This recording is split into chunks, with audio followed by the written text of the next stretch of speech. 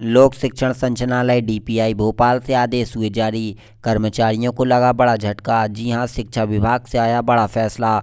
कर्मचारियों की नियुक्ति दिनांक से वरिष्ठता, क्रमोन्नति, पदोन्नति, ग्रेजुएटी, समयमान, पेंशन आदि को लेकर बड़ी खबर।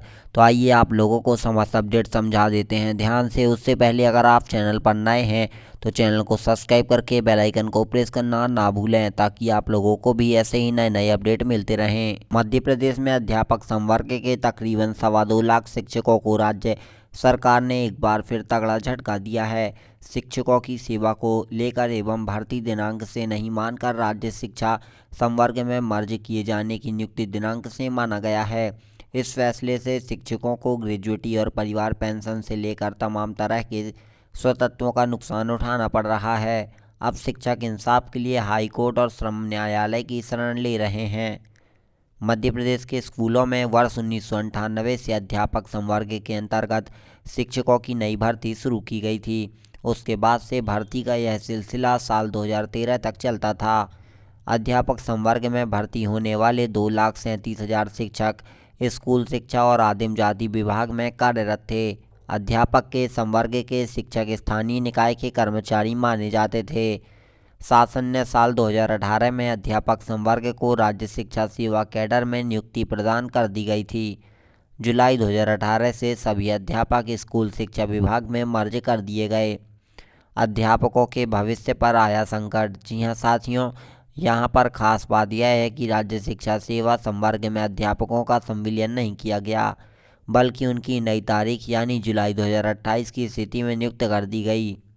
इससे अध्यापकों की खुशी काफ़ी बढ़ गई है, क्योंकि नए कैडर की विसंगति पूर्ण सेवा शर्तों ने अध्यापकों की वरिष्ठता, पदोन्नति, क्रमोन्नति, ग्रेजुएटी, पेंशन जैसी सुविधाओं पर ग्रहण लगा दिया।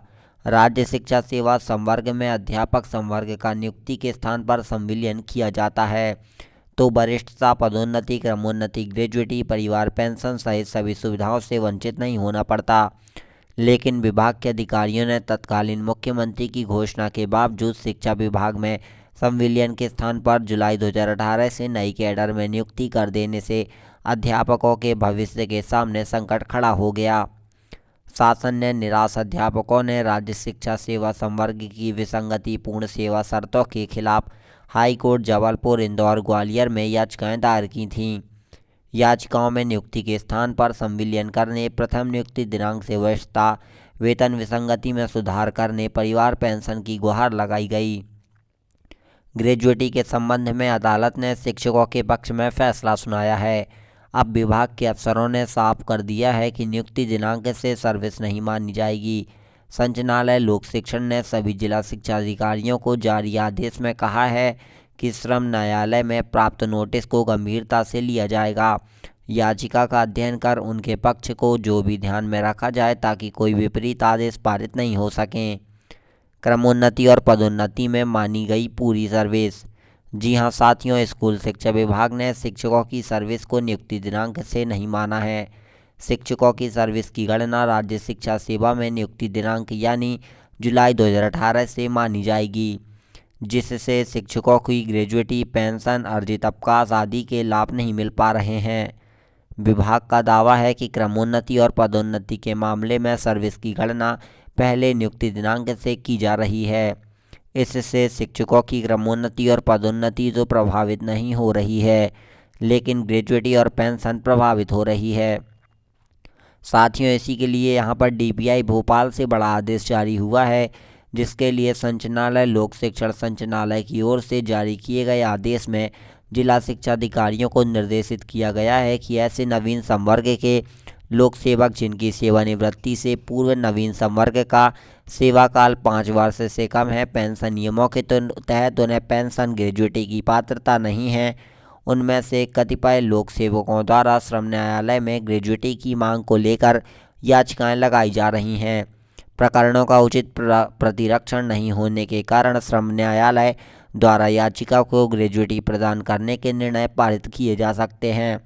यह देखने में आ रहा है कि यहाँ पर आवेदकों द्वारा तथ्यों को छिपाया जाकर याचिकाएं प्रस्तुत की जा रही हैं। साथियों, इसी साथ यहाँ पर इस नोटिस को गंभीरता से लिया जाए। प्रथम स्पष्टता यह है कि यहाँ पर स्पष्ट हुआ है कि न्यायालय के समक्ष सही स्थिति प्रस्तुत नहीं हो पाने के कारण संबंधित लोक सेवक को शिक्षा विभाग द्वारा कर्मचारी उनकी नियुक्ति तिथि से मान लिया गया है, जबकि नवीन संवर्ग के अधिकारियों के लिए इस अवधि के लिए वे शासकीय सेवक हैं। उनके पूर्व के निकाय एवं उनके पूर्व हुए शिक्षाकर्मी संविदा पर नियुक्त किए गए थे।